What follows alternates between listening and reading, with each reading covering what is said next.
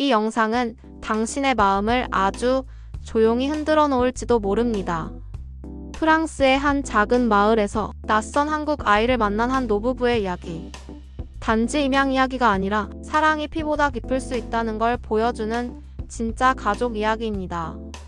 영상을 보시기 전 좋아요 한번, 구독 한번 눌러주시면 더 많은 사람들에게 이 따뜻한 이야기가 전해질 수 있어요. 그리고 꼭 끝까지 함께 해주세요. 이 영상의 마지막 장면, 아마 당신도 눈시울이 붉어질 거예요. 그날 내 인생을 바꾼 아이가 한국에서 왔습니다. 저는 프랑스 남부의 작은 와인 마을에 살고 있는 60대 후반 여성 마르셀린입니다. 남편과 저는 평생을 와인과 함께 살았어요. 아이 없이도 충분히 충만하다고 믿으며 살아왔죠. 그런데 어느 날 문득 우리 곁에도 한 생명이 있었다면 어땠을까 하는 생각이 마음속에 자리 잡기 시작했어요. 그리고 그 순간부터 저희 부부는 천천히 입양을 준비하게 되었고, 그렇게 만난 아이는 바로 한국에서 온 아이였습니다. 프랑스는 개인의 선택을 존중한다고 하지만 때때로 여성에게 어머니라는 역할이 빠지면 어딘가 결핍된 사람처럼 여겨지는 시선이 있었어요. 저는 그런 시선을 무시하며 살아왔죠. 아이가 없어도 삶의 후회는 없다고 믿었거든요. 하지만 어느 날 남편이 말했어요. 이제 아이를 갖는 건 생물학의 문제가 아니라 누군가의 인생에 함께 늙어가는 사람이 되는 거야. 그 말이 제 마음을 흔들었어요. 그렇게 입양이라는 단어가 조용히 우리 삶에 들어왔습니다. 수많은 아이들의 프로필을 보면서도 이상하게도 마음에 와닿는 아이는 없었어요. 그러다 어느 날 상담사의 손에서 전해진 한 장의 사진. 작고 뽀얀 얼굴, 깊고 맑은 눈동자. 그 아이는 한국에서 왔다고 했습니다. 7살 부모를 사고로 잃고 프랑스에 남겨진 아이. 저는 조용히 말했어요. 이 아이를 만나보고 싶어요. 아이를 처음 만난 날 초겨울 바람이 매서웠지만 제 마음은 따뜻했어요. 아이는 낯선 우리 부부를 조용히 바라보다가 한글 동화책을 꺼내 읽기 시작했어요. 어눌한 발음, 하지만 놀랍도록 집중하는 눈빛. 그 모습에 저는 확신했어요. 이 아이와 우리는 같은 방향을 바라볼 수 있을 거야. 입양 절차는 까다롭고 길었지만 매일매일 기대됐습니다. 아이가 우리 집 식탁에서 웃으며 밥을 먹는 상상을 하며 하루를 보냈어요. 그리고 드디어 아이가 우리 집 문을 처음 넘던 날, 작은 캐리어 안에 해진 인형 하나, 그림책, 그리고 엄마라는 단어가 적힌 낡은 종이 한 장이 있었어요. 그 순간 저는 울었습니다. 그리고 진심으로 결심했죠. 나는 이제 이 아이의 엄마가 될 거야. 처음엔 아이는 조용했어요. 식사 시간에도 말을 거의 하지 않았고 눈도 잘 마주치지 않았죠. 하지만 어느 날 남편이 말했어요. 내일은 내가 좋아하는 음식 해줄게. 아이는 작게 말했어요. 불고기요. 저는 한국 요리를 한 번도 해본 적이 없었지만 인터넷을 뒤져 레시피를 찾아보고 어렵게 재료를 구해 그날 저녁 불고기를 만들었어요. 아이는 조심스럽게 한 입 베어 물고 고개를 끄덕이며 말했어요. 이거 엄마가 해줬던 맛이에요. 그 엄마는 저를 말한 건 아닐지도 몰라요. 하지만 아이 안에 남아있는 기억 조각에 제가 닿았다는 사실만으로도 울컥했어요. 그날 이후 우리는 점점 가까워졌어요. 아이는 프랑스어가 서툴렀지만 열심히 문장을 만들며 말하려고 했고, 저는 남편과 함께 한국어 수업을 받기 시작했어요. 왜냐면 우리는 아이의 뿌리를 부정하고 싶지 않았거든요. 시간이 흘러 아이는 친구들에게 이렇게 말했대요. 나는 이병아야. 한국 이름이야. 우리 가족은 특별해. 그 말이 얼마나 자랑스럽게 들리던지. 어느 날 아이는 와인 시음을 준비하는 저를 따라와서 포도 껍질을 씹더니 말했어요. 껍질보다 안에 즙이 더 매워요. 그 표현이 얼마나 정확하고 섬세하던지 깜짝 놀랐어요. 그 순간 아이의 재능이 혹시 저희의 인생과 연결되는 접점이 될지도 모른다는 희망이 생겼어요. 세월이 흘러 작은 손으로 제 손을 잡던 그 아이는 어느새 키가 제 어깨를 훌쩍 넘는 청년이 되었어요. 우리는 매일 다름을 존중하며 함께 살아왔고 저는 매일 아이에게서 새로운 한국을 배웠습니다. 한국어, 한국 음식, 한국 전통, 그리고 정이라는 감정. 처음엔 단지 아이의 고향으로만 알았던 한국은 이제 제 두 번째 고향이 되었어요. 아이가 말했어요. 엄마, 나는 두 개의 뿌리를 가졌어요. 한국과 프랑스. 나는 두 세계의 사랑을 받으며 자랐어요. 그 말이 얼마나 아름답던지요. 저는 더 이상 한국을 먼 나라라고 부르지 않아요. 그곳은 제 아이의 나라이고 제 감정이 닿아있는 문화이고 이제는 제 삶을 풍요롭게 해준 두 번째 고향이에요. 이 감동적인 이야기를 끝까지 들어주셔서 감사합니다.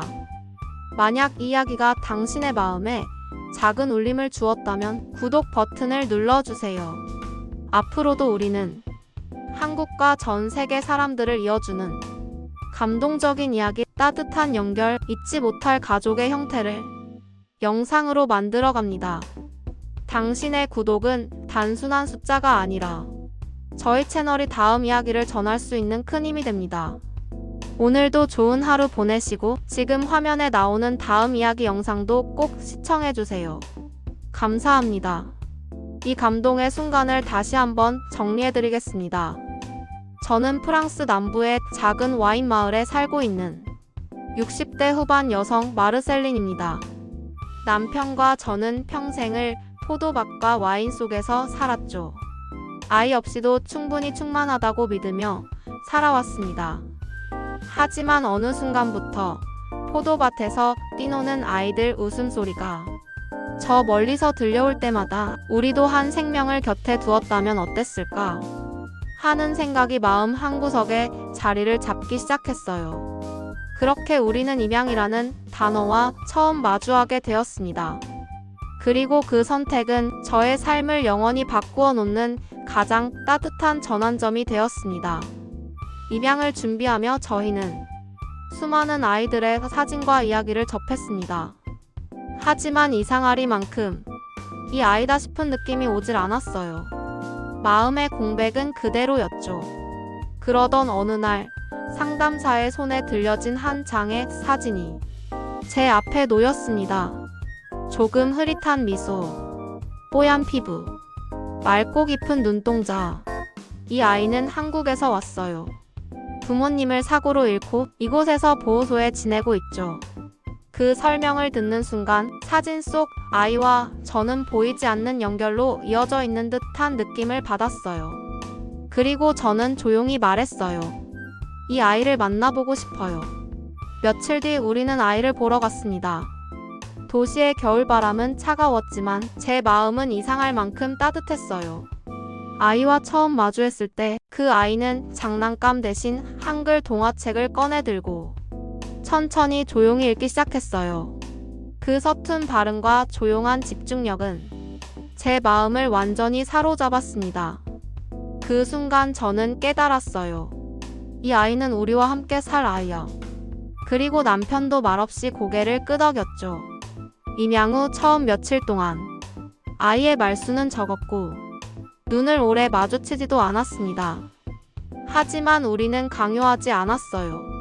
그저 매끼니 정성을 다해 밥을 차리고 잠들기 전엔 포근한 이불을 덮어주는 것이 전부였죠. 그러던 어느 날 남편이 아이에게 말했어요. 내일은 내가 좋아하는 음식 해줄게. 그 말에 아이가 조용히 대답했습니다. 불고기 해주세요. 익숙하면서도 낯선 단어. 저는 바로 불고기 레시피를 찾아 다음 날 정성껏 한 상을 차렸어요. 아이의 입에 한 점이 들어가고 천천히 씹은 아이가 작게 말했습니다. 이거 엄마가 해줬던 맛이에요. 그 말에 저는 눈물이 났습니다. 그 엄마는 저를 말한 게 아닐지도 모르지만 아이의 기억 속에 제가 닿았다는 것만으로도 제 가슴은 벅차올랐어요. 그날 이후 우리는 식탁에서 점점 가까워졌습니다. 아이도 스스로 설거지를 돕기 시작했고 부족한 프랑스어로 천천히 대화를 이어가려 노력했어요. 그 모습을 보며 저는 남편과 함께 한국어를 배우기 시작했습니다. 왜냐하면 우리는 아이의 뿌리를 지워버리고 싶지 않았거든요. 오히려 그 뿌리를 함께 지키고 싶었어요. 어느 날 아이는 학교에서 친구들에게 이렇게 말했다고 했습니다. 나는 이병아야. 우리 가족은 조금 특별해. 그날 저는 진심으로 깨달았어요.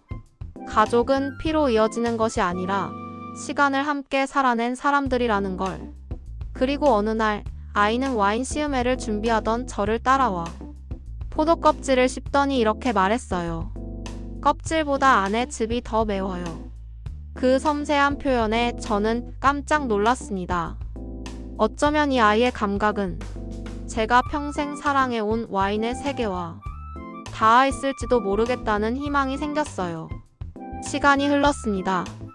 그 작은 아이는 이제 훌쩍 자라 청년이 되었고 저는 여전히 남편과 함께 와인 마을에서 정원을 돌보며 살고 있습니다. 누군가 제게 묻습니다. 당신 인생에서 가장 큰 전환점은 무엇이었나요? 저는 주저없이 말할 수 있어요. 한국에서 온 아이를 만난 그날입니다. 그 아이를 통해 저는 다른 세상을 이해하게 되었고 그 이해는 사랑이 되었으며 그 사랑은 제 삶을 확장시켰습니다. 만약 이 이야기가 당신의 마음에 작은 울림을 주었다면 지금 좋아요, 그리고 구독을 눌러주세요.